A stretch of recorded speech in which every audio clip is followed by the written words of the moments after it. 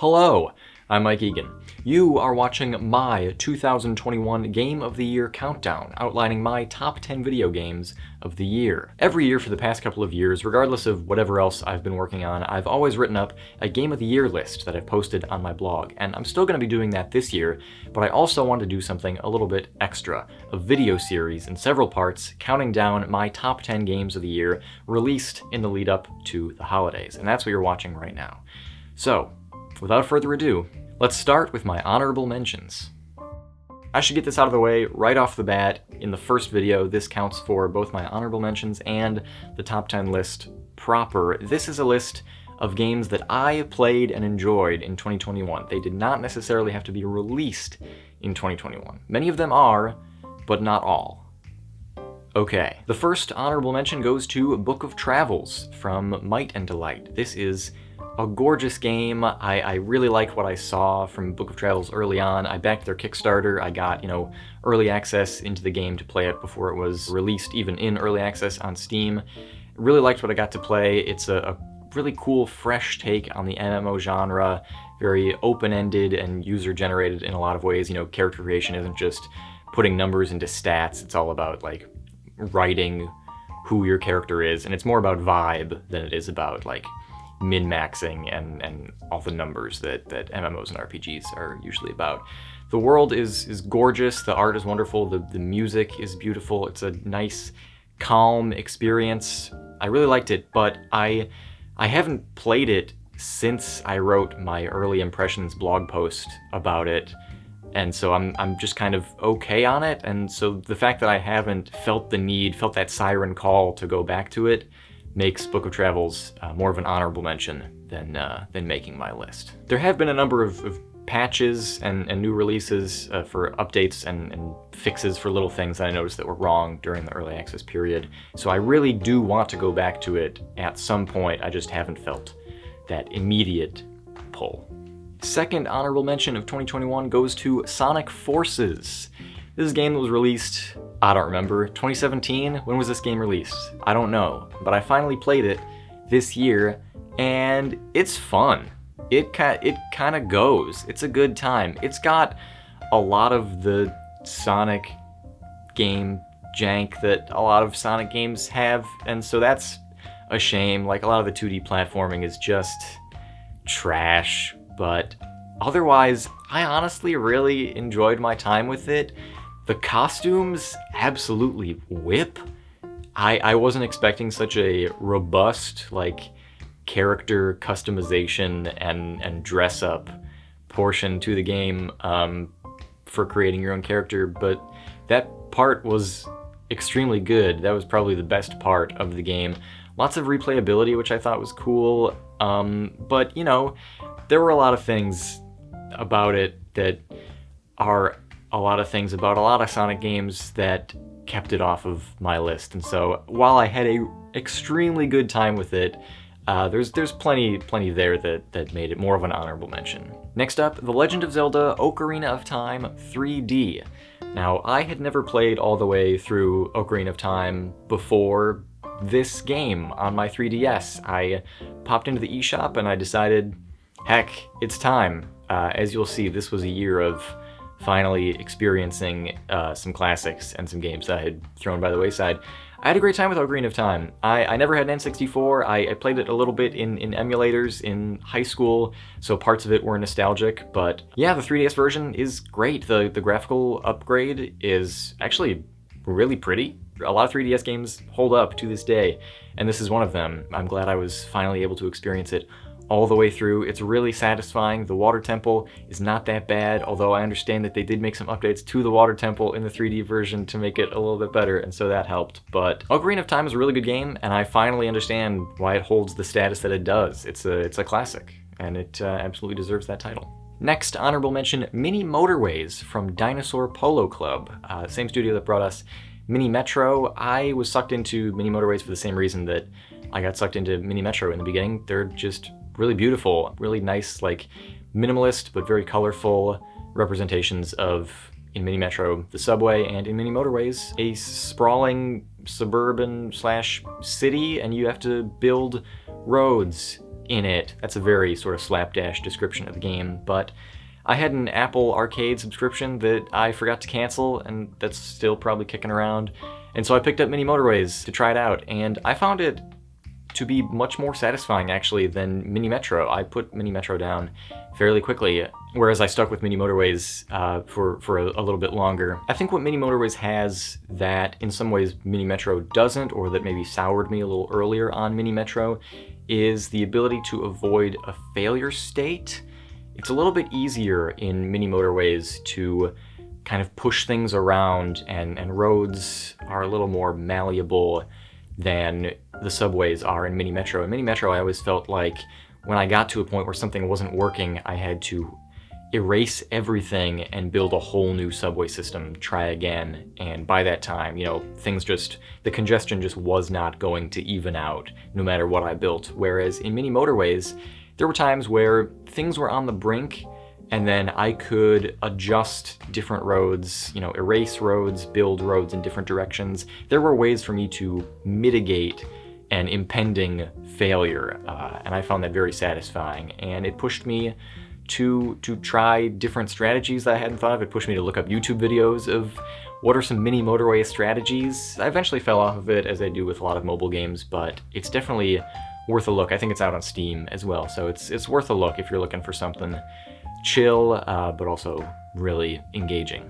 Next up is Bowser's Fury. This was released this year as an add-on to Super Mario 3D World. It's sort of a weird, like, open world-ish take on the Super Mario 3D World formula. There's a whole thing where you show up and Bowser Jr. asks you for help because his dad, Bowser, got too mad and now he's huge. He's a kaiju now. And so you have to turn into a big cat and fight him. I don't know, it's weird, it's fun, it's a good time. If you are curious what a blend of Super Mario 3D World and Super Mario Odyssey would feel like, this is kind of that, in a little bit more of an open world setting. You can kind of cruise from area to area, different sort of biomes are concurrent in the same world. It was a lot of fun. It didn't quite have enough meat on its bones, I think, for me, but as far as like a little mini add-on to an already stellar game, I had a great time with it. It also had, I think, one of the best ending cutscenes of the year. You should look that up. Even if you do plan to play this game, look it up. It's good. Next up is Later Alligator. This is a game that I really wanted to love from Small Boo Animation Studios. I was so excited that they were making a video game because I love their animations on YouTube.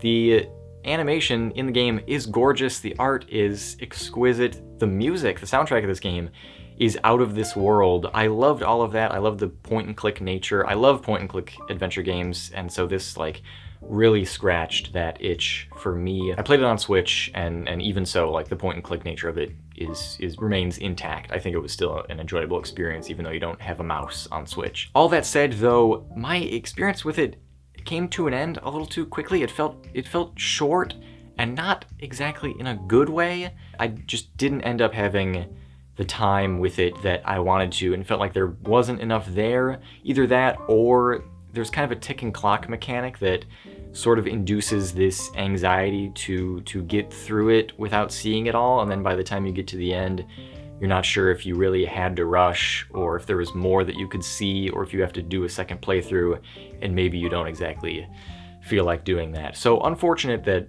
my time with Later Alligator came to an end in that way, but, you know, your experience may differ. The game has a lot going for it. As I said up front, there's no reason not to check it out. I don't feel bad for supporting it, even though I didn't have like the 100% most stellar time with it. It still makes my list as an honorable mention just because it was adorable, and the writing is hilarious and goofy and fun as well. Everything you would expect from Small Boo Studios if you've seen any of their work on YouTube. So highly recommended, but doesn't quite make my top 10. Next up for me is a game called The Swindle. Now I won't say too much because I already wrote a ton on it on my blog. I wrote a whole big review about it. I really liked the art style and the conceit behind it, but ultimately some of its mechanics and a little bit of jank, kind of pulled it down for me. It doesn't quite make my list, even though I really like the idea of a roguelike heist game, but it just doesn't quite come together for me. There are a few little things where, you know, you'll die and you're not exactly sure why. Some confusing hitboxes, some enemies will shoot you from across the room and you didn't really see it happen and you end up dying and you don't know why. There's this 100-day countdown, and you can get to a certain point in it where if you haven't made the progress that you need to make, you kind of just want to quit out and start a new game rather than continue on this march to the end that it's forcing you on. So it has a few little areas where it could really like do with some polish or a little bit of a refresh. I would love to see a remastered version of this game in a couple of years, but it doesn't quite get there for me. You might have a blast with it. However, if you're looking for a fun little heist game, check it out on sale. I ended up getting it for free with eShop points. The Swindle, check it out. You might like it. We're halfway through. The next couple will go fairly quickly. I don't have a ton to say about them. The next one is Sonic Rush on the Nintendo DS. I don't know why, but I, for some reason, got it in my head this year that, hey, I should play all of the Sonic games, because there's a lot that I still haven't played, and so I went on to GameStop and I tried to see if I could find a bunch of Sonic games, and it turns out I could for pretty cheap. So I bought all the DS ones, and I started playing Sonic Rush, and it's great. That's a really good 2D Sonic game. Highly recommended. If you're looking for a good little 2D Sonic game and you still have a DS, play it. It's Sonic. I love it. Also, the music is better than it has any right to be. There's a really good soundtrack in Sonic Rush. I'm looking forward to Sonic Rush Adventure next, but I didn't quite get to it this year. Sonic Rush, it's good. Next game is Yu-Gi-Oh! Legacy of the Duelist Link Evolution. Why is it so long? For whatever reason, at a certain point this year, I got bit by the Yu-Gi-Oh! Bug. I don't know. There just came a time where I was like, remember Yu-Gi-Oh? How's that doing? And so I read up on some Reddits and some wikis and found that this was a good game if you like Yu-Gi-Oh! And it is. It's a pretty good time. I eventually, like, whatever virus I had been infected with wore off, and I eventually didn't want to play Yu-Gi-Oh! Anymore. But for the time that I did, it's good. It doesn't have any of the, like, predatory mobile game mechanics in it where you have to pull card packs. No, everything's just in there. You get points to get more packs just by playing the game, which is great. And it's basically like you're playing through the story of the show, through all the different seasons of the show. So that was nostalgic for me. I used to watch a lot of Yu-Gi-Oh! As a kid. So I don't know what came over me this year, but it's an honorable mention for me because I had a good time with it. Next game, Duskers. This is a game that I had no idea. I think it came out in 2016. Never heard of it, never saw anything about it until this year, and it is extremely in my wheelhouse. Let me paint you a picture. It takes a lot from the Alien aesthetic. A lot of like the technology makes all these weird beeps and blorps, like it's a play school, my first laptop, but in like a really good way. It's all eerie silence. You're alone, scavenging through ships. Something has happened in the galaxy, you don't know what. You have this fleet of drones that you send into your ships. You can see them one by one. They all have different tools. You send them in to try to scavenge supplies and fuel and just keep on going for as long as you can, or until maybe you figure out what happened to the galaxy. I don't know. I haven't gotten very far in, but the aesthetics of it are extremely good. The vibe of it is such good spooky horror space game. Oh, and on top of that, the aesthetic layered on top of that is this like lone hacker aesthetic where the only thing you can see is either a camera feed of the drones that you send into each ship or this like command line where you're typing commands to your drones to open and close airlocks or different doors inside of ships or to move to different rooms. That's how you issue all your commands. It's outstanding. And there are like sound cues of button presses so you can like hear the chunky keyboard that you're typing on in game. I really like this game. It rubbed up against some frustrations that I have with certain kinds of roguelikes, but overall, this is a really good game that I had no idea existed, and maybe you don't either, and I think more people should know about, because it's great. Second to last honorable mention of 2021, almost through this list, is Orwell. This is another game that came out a couple of years ago that I just never got to. This was a backlog game for me. I've owned it on Steam for a while, just never got to it, but I had a really good time with it. You play the role of an independent auditor who is digging through a bunch of private information of citizens of this country via an invasive, like, security/privacy tool called Orwell.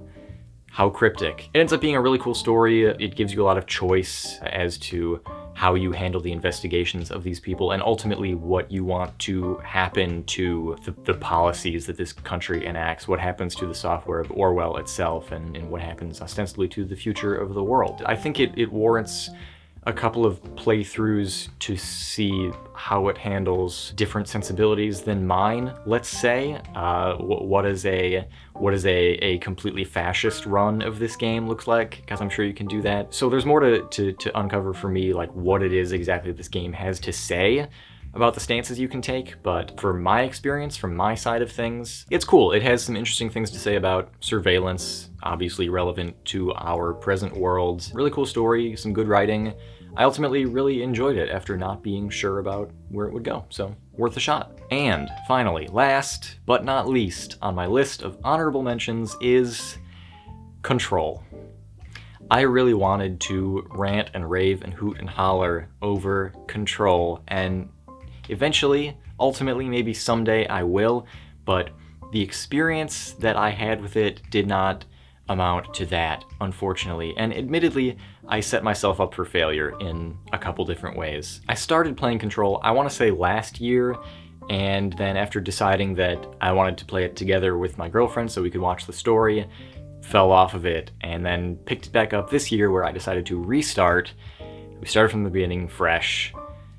Ultimately fell off of it for a couple of months, came back to it piecemeal over the course of a couple of nights, and finished it in a really anticlimactic way where we hadn't been playing it for a couple of weeks, and then one night we played through a bunch and we're like, I think we're close to the end, so let's stop for tonight because it was getting late. And then the very next night picked it up and there wasn't much game left, so that turned out to be really anticlimactic. I really did love the game. I love what it had to offer. I thought the story was impeccable. I loved the vibes of this game. I loved its cinematic nature of its storytelling. I loved its characters. I loved the visual aesthetics, the way that the oldest house looks, and the way that all these characters are modeled, and how it's sort of this like FBI kind of X-Files thing going on with supernatural things coming into the world. I loved all of that. Loved the world.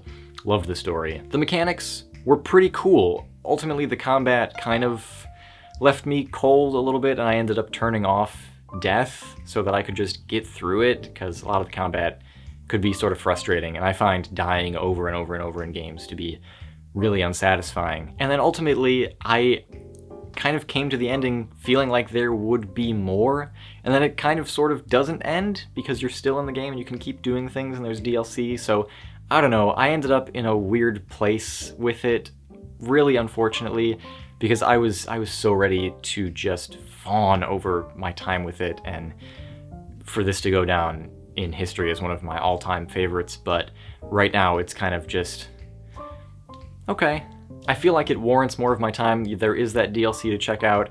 Maybe it even warrants a replay to get it, you know, streamed into my skull all at once and experience the game the way that maybe I should have, because I really want to love it so much. But it's not that anything rubbed me the wrong way, it's just that I came to it in a really weird and disjointed way. I keep going on and rambling about this game because I really do think it's outstanding and extraordinary. Its storytelling, its narrative, its FMV components were some of my favorite experiences of the year, but I didn't meet it on its own terms, and for that my experience was less than stellar. I love you, Control. I really do. I love you, and I'm sorry.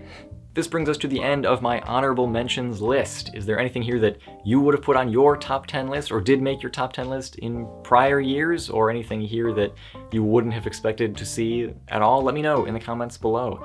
And otherwise, with these games out of the way, we can move now in the next video to my top 10 list itself, starting with numbers 10 through 6, the bottom 5. That'll be out tomorrow if you're watching these in order as they are released. I'll see you then.